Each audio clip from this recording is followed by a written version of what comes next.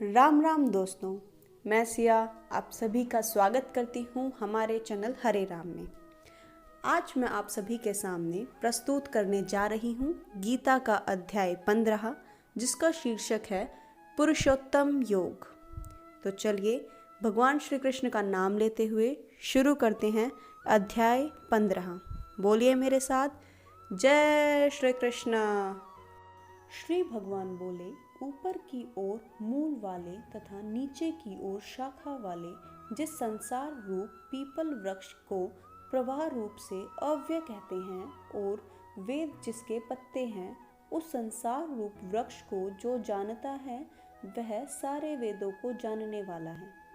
उस संसार वृक्ष के गुणों सत्व, रज और तम के द्वारा बढ़ी हुई तथा विषय रूप कपोलों वाली शाखाएं नीचे और ऊपर सब जगह फैली हुई हैं। मनुष्य लोक में कर्मों के अनुसार बांधने वाले मूल भी नीचे और ऊपर सभी लोकों में व्याप्त हो रहे हैं।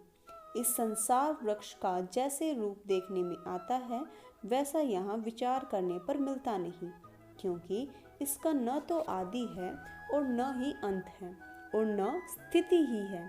इसलिए इस दृढ़ मूलों वाले संसार रूप पीपल के वृक्ष को दृढ़ असंगता रूप शस्त्र के द्वारा काट कर उसके बाद उस परमात्मा की खोज करनी चाहिए, जिसको प्राप्त हुए मनुष्य फिर से लौटकर इस संसार में नहीं आते और जिससे अनादिकाल से चली आने वाली यह सृष्टि विस्तार को प्राप्त हुई है। उस आदि पुरुष परमात्मा के ही शरण में मैं हूँ, ऐसा जानना चाहिए।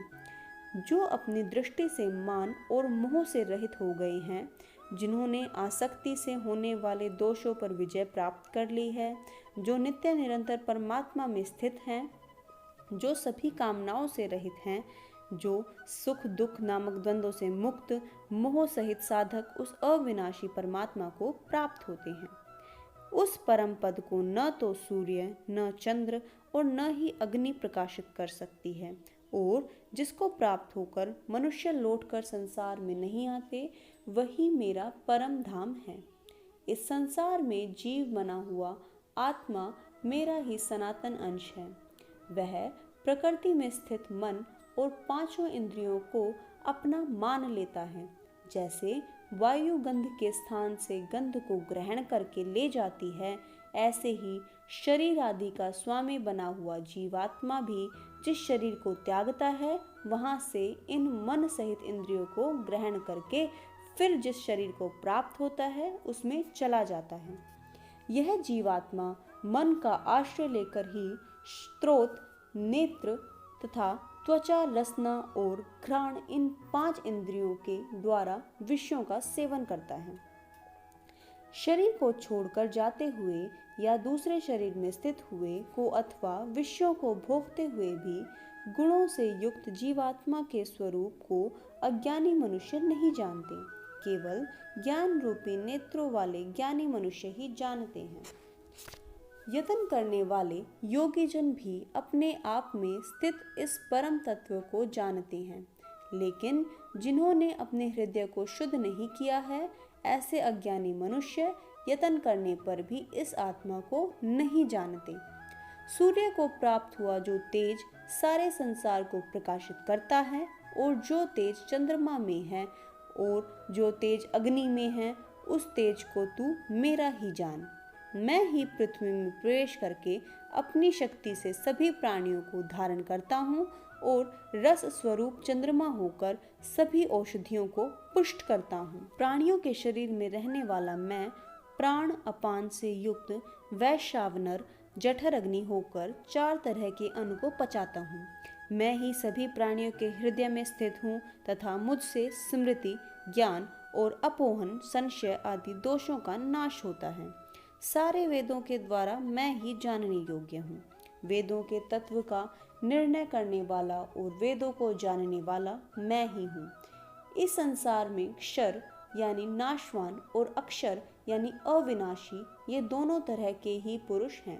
समस्त प्राणियों के शरीर को क्षर यानी नाशवान और जीवात्मा को अक्षर यानी अविनाशी कहा जाता है। उत्तम पुरुष तो विलक्षण ही है। जो परमात्मा के नाम से जाना गया है। वही अविनाशी ईश्वर तीनों लोकों में प्रवेश करके सबका भरण पोषण करता है।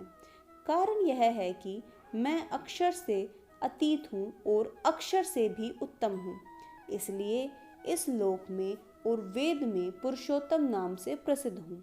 हे भरतवंशी अर्जुन, इस तरह जो मोह रहित मनुष्य मुझे पुरुषोत्तम जानता है, वह सर्वज्ञ सब तरह से मेरा ही भजन करता है। हे निष्पाप अर्जुन, इस तरह यह अति गोपनीय शास्त्र मेरे द्वारा कहा गया है। हे भरतवंशी अर्जुन, इसको जानकर मनुष्य ज्ञानवान तथा कृतकृत्य हो जाता है। इसी के साथ 15वां अध्याय समाप्त होता है। तो मिलते हैं अगले एपिसोड में एक नए अध्याय के साथ। तब तक के लिए आप सभी को मेरी राम राम।